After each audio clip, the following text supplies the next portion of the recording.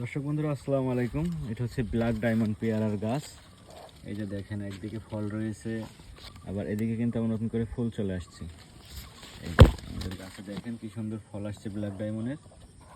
এই যে এই যে ফল আসতেছে, ঠিক আছে। এই যে ব্ল্যাক ডায়মন্ড পেয়ারা দেখেন, এটার ভেতরে কিন্তু লাল টকটকে কালার, ঠিক আছে। এই যে দেখেন,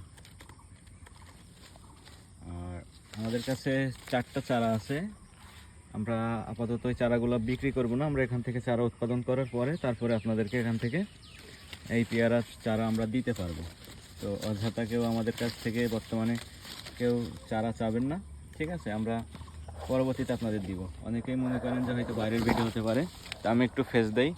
এই যে এটা হচ্ছে ব্ল্যাক ডায়মন্ড পেয়ারা, আর এই চারাটা আমরা এখান থেকে উৎপাদন করে তারপরে আপনাদেরকে দিব। তো সবাই ভালো থাকবেন, সুস্থ থাকবেন, আল্লাহ হাফেজ।